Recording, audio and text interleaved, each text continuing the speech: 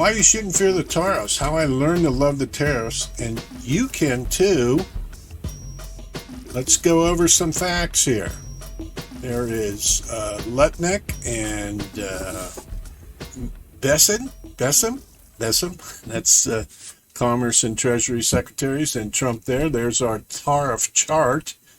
I think the tariffs on China are at 150% now, or going to. That's an interesting situation. But let's move on. I do believe, as we start this presentation, this is all a negotiation and process. Okay? That's the first thing. Remain calm. Don't panic. Okay? Here's the thing about manufacturing. Manufacturing creates the most wealth of any economic activity. No other economic activity creates more wealth than value-added manufacturing, and that is taking iron ore and making it into steel, or taking, rolls of steel and making them into cars, or preferably both. Okay? The amount of wealth that is created in each step of that process, it can't be matched by tech, anything else. And you can just look at China, okay? China, before they opened up to manufacturing, and of course we moved the manufacturing there under Deng Xiaoping, there was not even a third world country, it was a fourth world country, fifth world country. They had trouble feeding the population. And you look at China now, it is the biggest manufacturer on the planet. And it has lifted that entire population basically out of poverty. Not all of it, but massive changes. And that is due to manufacturing. And only manufacturing can do that. Okay, they have, the tech there too. Tech, it benefits a small segment of the population economically. Okay, now you guys can look this up, but this is an economic fact, and it's key to economic viability on a national scale: GDP, standard of living, tax revenue, everything an economy needs. And like I said, look what it did for China. So it's very critical to have manufacturing in an integrated society. Okay, people feel, we're going to move to a service economy and a high-tech economy. Let me. I think in the next slide we're going to cover why that doesn't work. Okay, I just want to pause here. Now, Paul Krugman, who was a New York Times economist and so forth, he's been making a lot of comments on a lot of things lately. Okay, I have up here, economists just make proclamations. Paul Krugman is a two-time Nobel laureate, or a Nobel laureate, as the head of the auto workers says, in a snarky manner. He's a major advocate of free trade, okay? And he was asked in an interview, and I have a clip of this coming up, okay, that I'm going to play after this. He's the main advocate of free trade. He was a free trader, blah, blah, blah, WTO for China and so forth. He said, he was asked, what was the main result of the free trade that you helped program for the country's economy?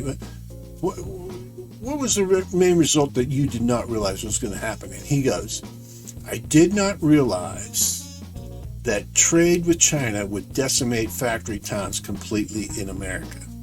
He did not realize that. How can you not realize that? That is exactly what it did. Precisely what it did. And if you move manufacturing to China, of course, it's going to decimate the factory towns. Of course, these towns have grown up around factories.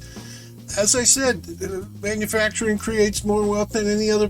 So How can someone this smart be this stupid? Okay? And let me tell you, 90,000 factories are gone. And let me tell you about a factory. I grew up in a factory town. There's a steel mill there. You drive by that steel mill, it was 5 miles long. Okay? It took a half hour to drive by it. Iron ore came in one end and steel shipped out the other end. Okay? There's an auto factory.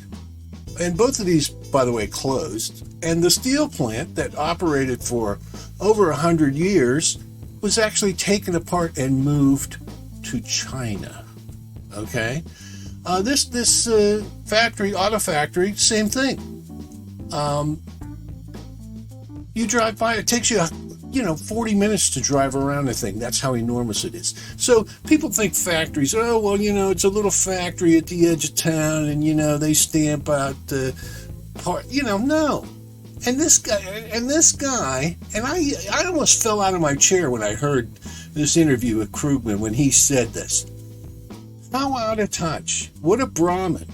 What a professional management class. He doesn't have any, he's not kosher. Anything, he's just making proclamations now like he did then. He doesn't know what he's talking about. So, you got to ignore these people that aren't into the realpolitik, all right, of the situation. And I'm going to pause now, and I'm going to try to play a video, and not only of Krugman making this statement, but also, and this is from 2017, a manufacturing organization representative talked about, now, Krugman said, we lost about 1 million jobs. About 1 million jobs. This manufacturing guy from this manufacturing organization says we lost 2.4 million. Then that was in 2017. So Krugman doesn't even know his statistics. And also, this manufacturing guy makes a great point. Without these manufacturing jobs, because they spread so far, the tentacles of a manufacturing plant into the local economy and the national economy as they oversect these industrial sections, they help us recover from recessions quicker. So without a manufacturing sector, it takes us longer to recover. Okay? Anyway, let me play that now. And I'm going to pause this and take a look at that video. My whole life. What are you least proud of? I think maybe the thing I'm least proud of is that I missed one of the important problems of globalization. I thought it was on the whole a good thing, but that it would be problematic. But what I missed was the way that the impact would be concentrated on particular communities. So we can look and say that the China shock displaced maybe 1 or 2 million U.S. manufacturing workers. 1.5 million people are laid off every month. So what's that? But what I missed was that there would be individual towns that would be in the path of this tidal wave of imports from China that would have their reason for existence gutted. This report shows that we've lost about 2.4 million jobs due to growing trade deficits with China. And if you stop for a minute and ask yourself just how big is that number? This is the worst recession we've had since the 1930s. We've lost about 10 million jobs overall. If we could simply go back, erase history and go back to where we were in 2001, perhaps we could recover most of those or even all of those 2.4 million jobs and help, that single move alone, I think would help to reverse at least 25% of the effect of this recession on our economy. That would be a huge contributor to getting out of the depths of this recession. Okay, I think that was, pretty evident. I mean, you don't have to look very far to find other examples of this. I mean, all you got to do is search on the web and see how terrible this has been for the U.S. economy. Now let's move on. Now we were given this load again by these economists and by Bill Clinton especially. Bill Clinton promised lower prices, as did all the noble laureates. And I want to ask you something. Did cars get cheaper? Did anything get cheaper? Okay? No. The cash went into corporate coffers and was used to buy back stock. And wages went down. So this is what trade got us. Nothing cheaper, and wages went down. And, free trade produced an economy. And this is the kicker. Free trade produced an economy that did not produce and does not produce any wealth for the majority, 60% of the American population. And I've written on this before. I don't know if you can find any of my old blogs, but it's so true. When you eliminate the manufacturing sector, what you have left is an upper out-of-sight class, and then you have this Brahmin professional management class of people, corporate employees, executives, dentists, blah, blah, blah, whatever. And then you have everybody else. And everybody else, and there's been some, I can't remember his name, Besseman, the Treasury Secretary, was mentioning this. The majority of the population is in debt, living paycheck to paycheck, defaulting on car loans, don't own property. This is the result of trade, okay? So now we've got a situation where the majority of the population in the United States, and I'm sticking with that figure, this economy is not producing any wealth for that sector. These people are treading water at best, while certainly the Brahmins and the professional management class and the upper out-of-sight class are doing well. But, is this fair? No. Is this good for the economy? Well, if you live in New York or Los Angeles, it is. Or parts of New York or Los Angeles, I should say. For the rest of the country, no. And it's un-American. It's just not right. And as Trump said, and this 60% figure goes along with the number of people in the country that don't have college degrees. And this stops family formulation, all that consumption. We got nothing out of free trade. Are cars any cheaper? No. They went up and up and up, right? What do we get? Flat panel TVs, which would have got cheaper anyway. Okay? All that crap electronics, that low quality electronics. That's all we got out of free trade. It was a boondoggle. Bill Clinton's largest supporter was Walmart. The family that owns Walmart. They profligated his presidency, and they were the largest benefactor of free trade. So I think with this reversal on free trade, I think we can see Walmart stock and Amazon as well having problems in the future. But really, if you look at the big picture, free trade was a boondoggle to help Walmart. Basically, it was all inside. And the bankers, the Wall Street bankers, thought they were going to get into China, but China did not let them in. That was the other cast of people that wanted free trade. So this has been a boondoggle for the majority of the population in the country. And, these people that are getting hurt by it are the ones that, the Brahmin class, the professional management class. These are people that feel threatened by this. And, they have this. It's like mental illness about free trade. Free trade's doesn't even exist anywhere on the planet. Look at these tariffs. Look, every country in the world is charging tariffs. Every country in the world is protecting their economies. Look at China. They have the highest tariff, they have the highest tariff rates of anyone. And they're, it's ridiculous. It's ridiculous. It really does need to be resettled, and somebody has to address the needs of this portion of the majority of the U.S. population, which is being ignored by both parties.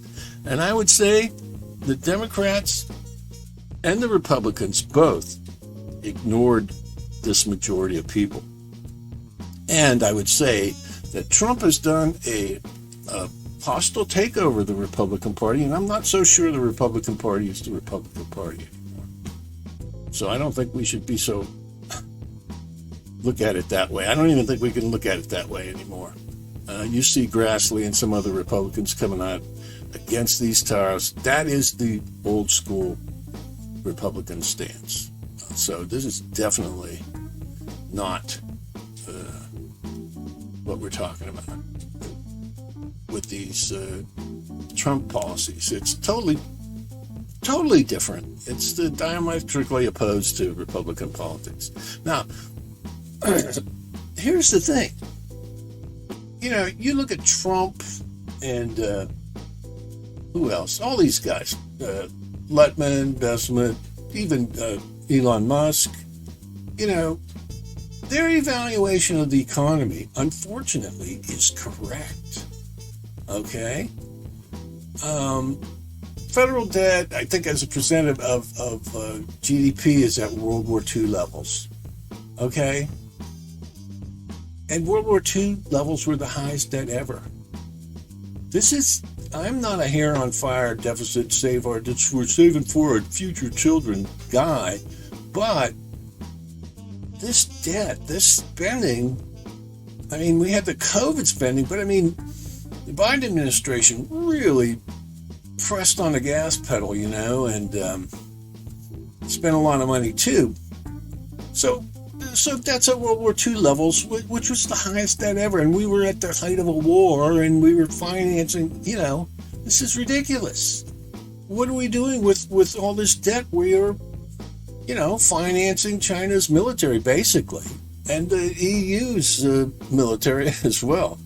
And financing the federal debt is costing 25% of GDP. Okay? So you may not agree with Letnick and Musk's methods, but their view of the current economy is correct. They are right. You cannot argue with the state of things, the politics, the reality of the politics. Cuts have to be made, wealth has to be created.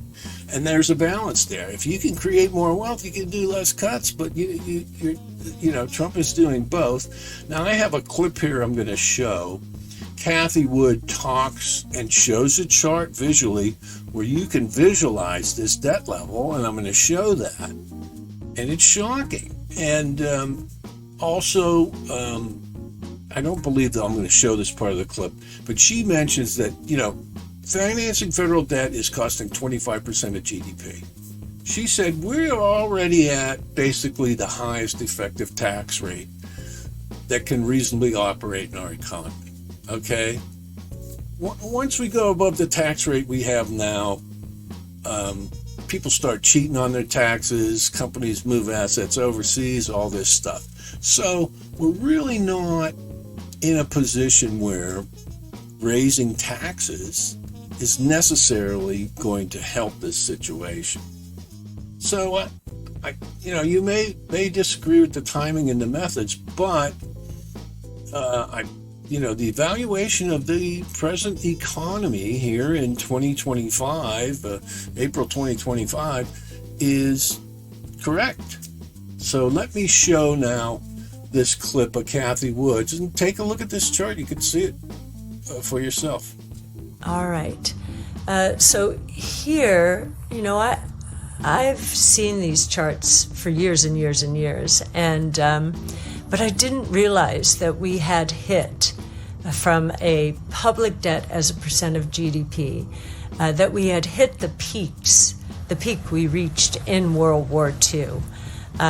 In the 2000 timeframe, there was the thought, could we be heading, in the tech and telecom bust, could we be heading towards that level? But here we are. And, that was a crisis time, and the country really did pull together after that to get the debt as a percent of GDP down. It did it in two ways. More control over government spending. Of course, we weren't in the war anymore, so that was a big source.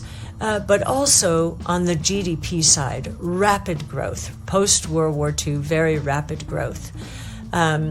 Doge, we think, is an attempt to pull us out of a quagmire, it seems, in terms of government spending. It's what held the economy up, or real GDP up, along with high-end consumers during the last few years. But this is certainly excessive as we see it now in context. And you can even see in the 20s, in the 20s and 30s, we didn't get anywhere near this level.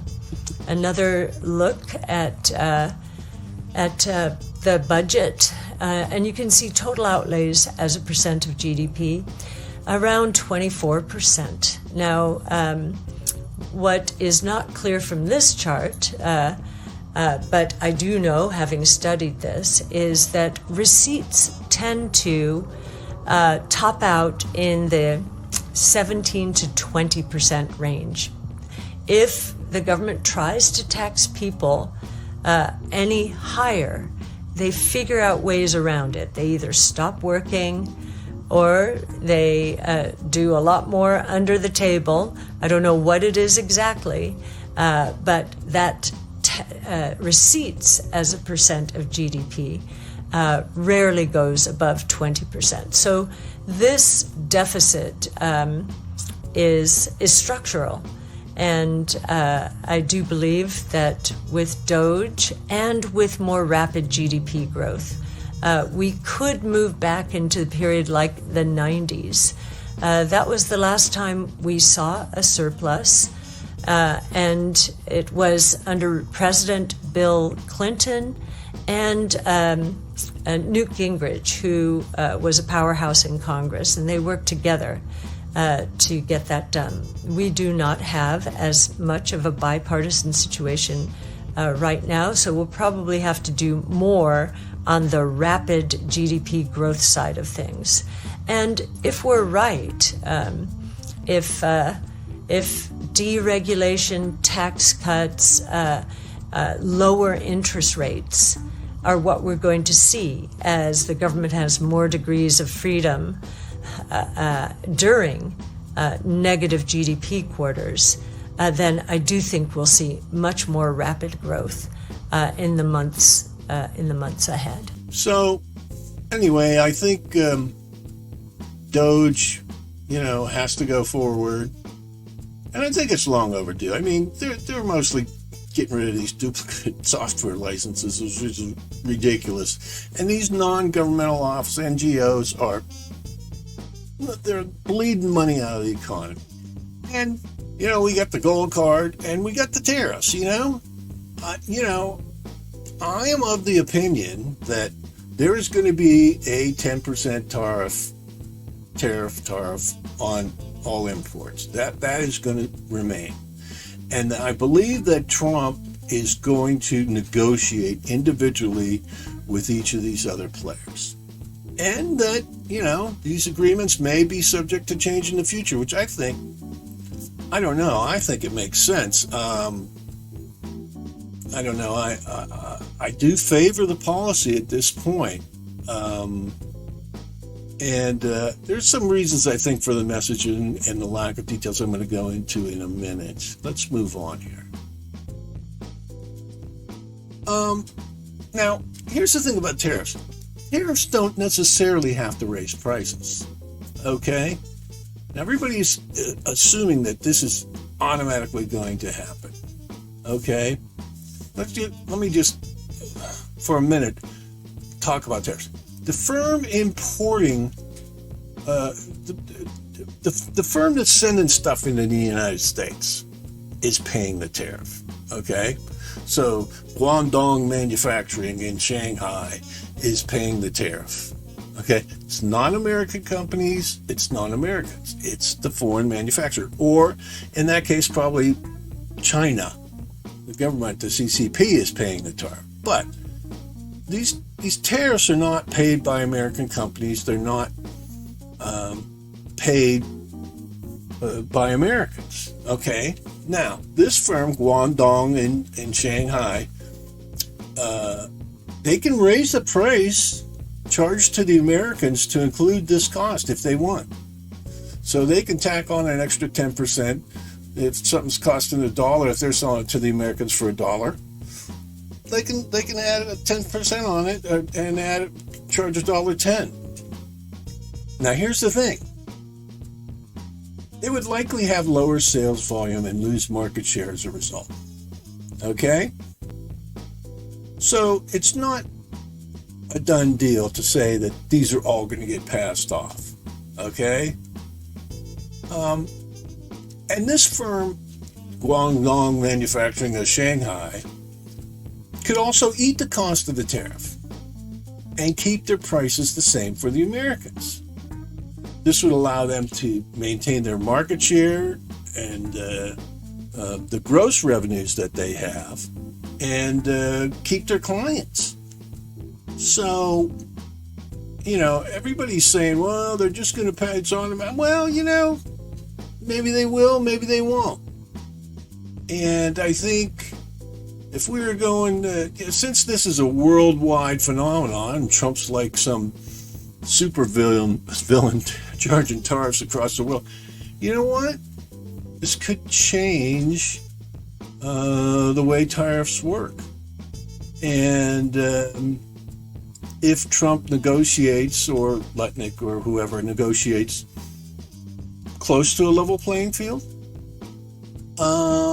these guys are going to have to compete on price, and whoever eats the tariff is going to get the sale. Nothing happens till a sale is made. So tariffs don't have to raise prices. American suppliers can fill the void too. And I am going to play a clip of Farley, the CEO of Ford. Ford is an example. Here's what Ford's plan is. They're going to increase production, okay? Because there's going to be 25% tariff on all imported cars. Guess what? They have an advantage. Ford basically builds most, if not all, I think they pulled all their production out of China, domestically. They're going to increase production, and they're going to cut prices. They're going to give everybody the employee discount on their cars. So they are going to take market share from all these other manufacturers by doing this. So anybody who doesn't think American suppliers can fill this void, they can, and they are going to. And I would add that I did a video on a company called Aqua Bounty. 90% of the salmon is processed and exported out of China to the United States. Aqua Bounty has genetically modified, FDA-approved farmed salmon. Okay? This is a company, it's talked about as AQB, but, it's had its rough moments. But the point is, that's another example of American ingenuity domestically filling a void. If there's 150% tariff on China, guess what? All the salmon coming in is going to be tariffed. And you can see my video on this for an explanation. That's another way. So, American companies are not, excuse me, out of this picture. And also, production of these foreign companies can be moved to America more quickly now. Look how fast Nike moved out of China, Apple and other firms as well. Musk can get a factory up in a year. Here's the thing. I'll just give an example. When I was a recruiter, I did a search for a guy who headed up a company that made pre-stressed concrete buildings. And they make these giant panels. Instead of using structural steel, they put these buildings together like Legos with this pre-stressed, pre-poured concrete. And all this stuff comes in on semis, and they got a crane. They put a building up in one day. Okay, that's just an example. There's CAD, there's AI, there's all kind of process engineering.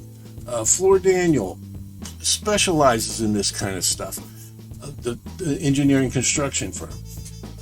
These factories can be built quicker than you think. I think the main bottleneck with the factory is going to be environmental permits, local water, power permits, these types of things. If those, and I think on the federal level, Trump's already talking about, keep saying Trump, the administration is already talking about taking down some of these barriers. Bravo. Now, the states that are most welcoming to these companies are going to get these factories. So it behooves these states to build, I don't know, certainly the brownfield existing plants that are there to rejuvenate them, but business parks, incentives, really the permitting, the inspections, all of that has to be expedited. And that can be done. And these factories can move here. Everybody's saying 3 to 5 years. It's not. That's not accurate. Okay? Believe me. And if you look at Musk can get a factory up in a year. Look at Texas. Okay? If there is a partnership with the regulators and the local politicians and so forth, modern construction, and there will be improvements in modern construction techniques as well. So this can be done in a more reasonable fashion than, the press is just basically spewing, propaganda, fake news. I hate that. I'm not a Republican. I'm not a Republican. I'm not political. This is not a political channel, but you got to say what's going on. A lot of fake news. So I have a clip of Jim Farley here. I'm going to play it. Let's just let that play now. Joining me now, Jim Farley, President and CEO of the great Ford Motor Company. Jim, thank you so much for being with us tonight. Now, we're seeing a difference in how automakers are responding to these tariffs. GM told Fox Business it's ramping up production in the U.S., several hundred temporary workers. Stellantis, though, laying off 900. Which way is Ford going?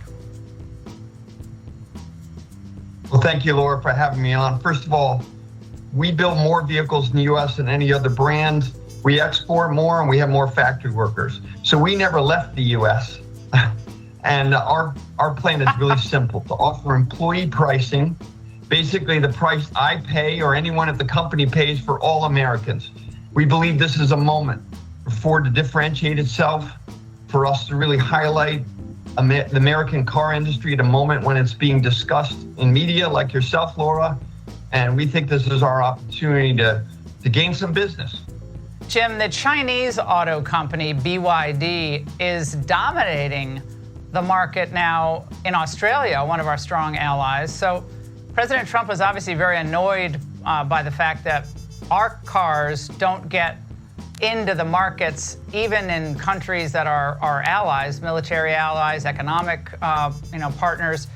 So will these tariffs, in your view, help make that situation more competitive abroad for Ford?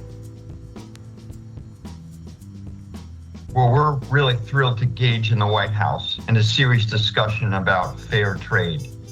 And the Chinese are now the largest exporter of automobiles in our industry.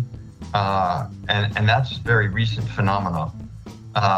For example, over 20% of the vehicles sold in Mexico are built in China. So this is an incredibly important topic. We're very grateful for the president's leadership and the chance to work with his administration to compete on a fair playing field. which these tariffs, especially those coming from China and also other trading partners, as you mentioned, to really put us on an equal footing so we can compete in our home market in a fair way. Okay, now, that was Jim Ford. Here's the thing that people are talking about, but, Letnick says this is a defense matter, China is an existential threat to America, okay? The USA must base critical industries domestically. There is no alternative. I mean, we have to, during World War II, they turned all the auto plants into B-17 manufacturing facilities. That's basically what won the war for the United States. Okay, here's the thing. You look at history. China marched 500,000 troops into North Vietnam. That's called the Vietnam War. China marched 500,000 troops into North Korea. That's called the Korean War. Okay? What if China sends 500,000 troops into Russia on the Ukraine border? Okay? On the Ukraine border. Zelensky just said today they captured 2 China nationals fighting on the ground. Okay? Okay? So, Xi Jinping has announced his intentions to invade Taiwan. We don't know what the timetable is on that, but who is going to defend Taiwan in the case of that eventuality? Japan and the United States.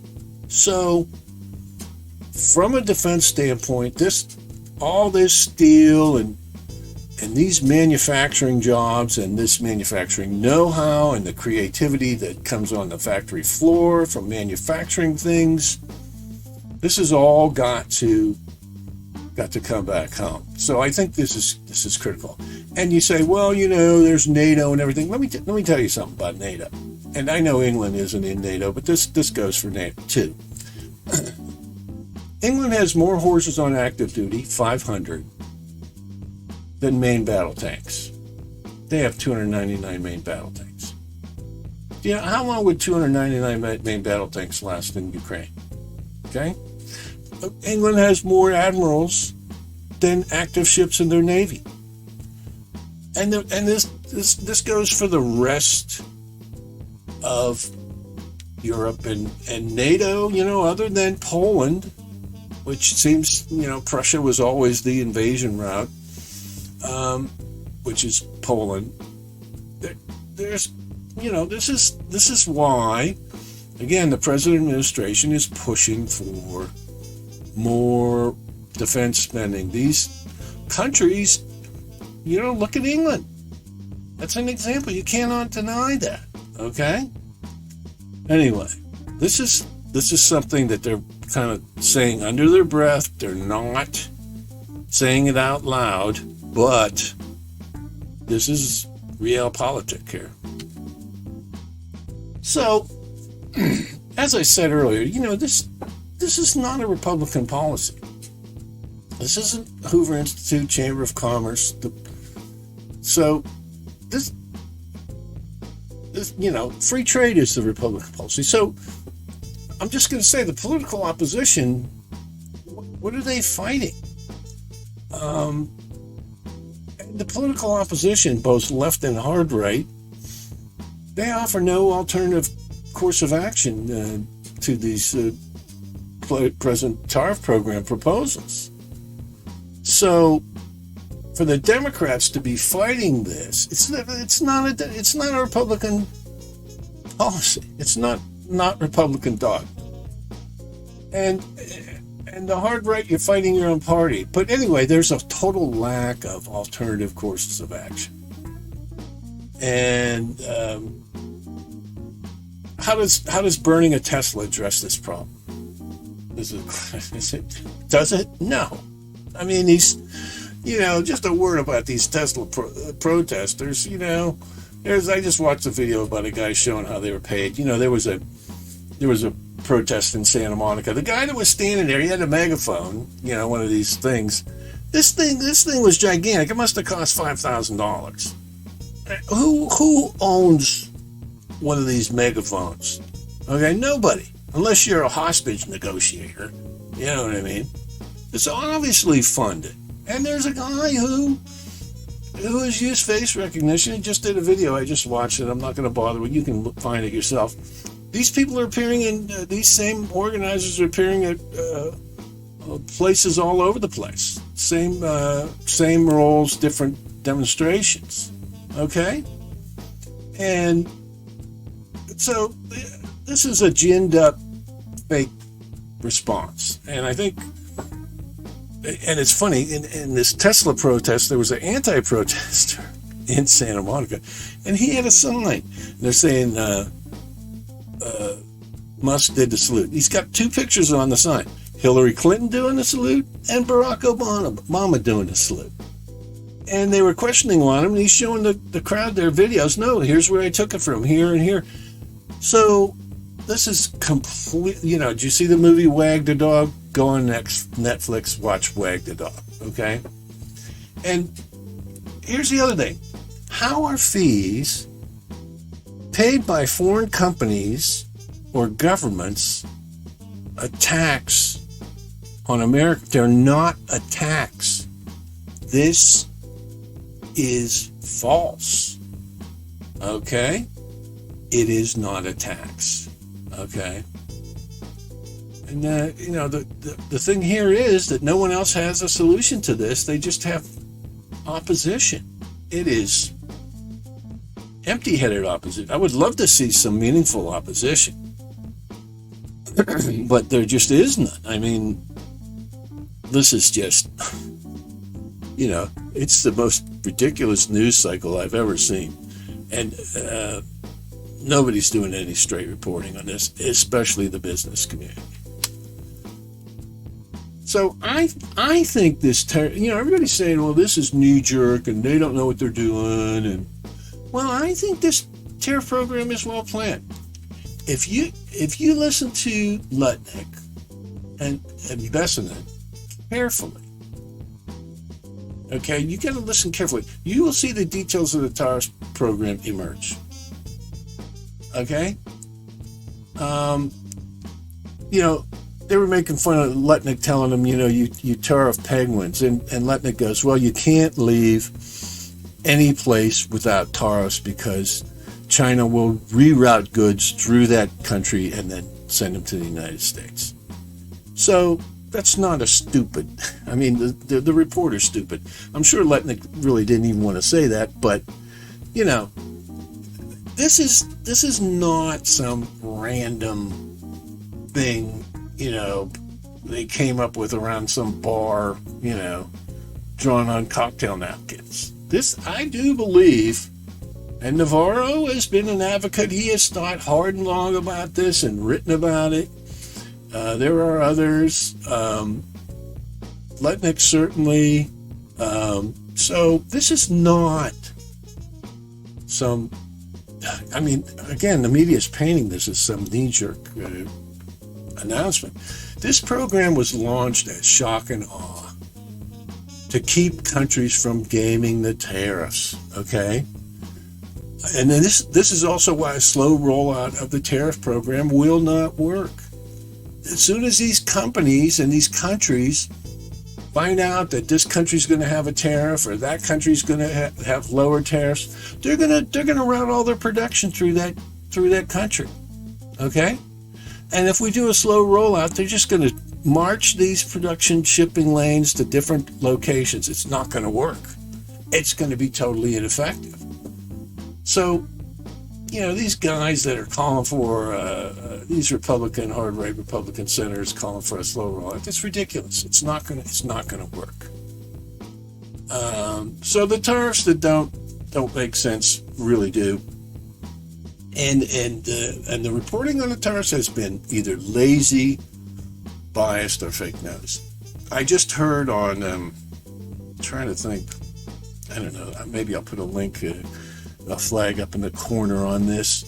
There was a good podcast today on explaining tariffs and what this really means. But this reporting on tariffs has been either lazy, biased, or fake news. And I think that, there are a lot of big rollers. Soros's name comes up, and others who have a lot to lose if these tariffs go through. And I do think a lot of this opposition is, paid opposition. And, we might want to look into these, anybody that's raising doubt about these programs on either side of the aisle, are they associated with China? Are they associated with these political actors? I think if you dig, and this is something the press could do, of course they're not going to do it, dig down 2 or 3 layers, I think you'll find, there's some links there. Okay, that's the presentation. I may sneak a few extra video clips in there and some flags. I'll put a link to the Aquabani thing at the end of the thing. Here's the thing. This is meant to be shock and awe. It's meant to be shocking. I do believe it's going to take a relatively short amount of time for this to shake out. And I think, initially we're going to have a flat 10% tariff. I don't think that's bad. And then each of these countries, based on how egregious their trade policies have been, are going to receive different levels. And you know what? I don't hear a better idea. I do not hear a better idea. So I think stay the course was the old Reagan motto. I don't know if I like that, but what this sounds like a lot to me, and I hate to say this, but I know people are going to be mad, but this sounds like FDR. FDR, he would do something like this, okay? But anyway, this is MXUX. I hope you liked the video.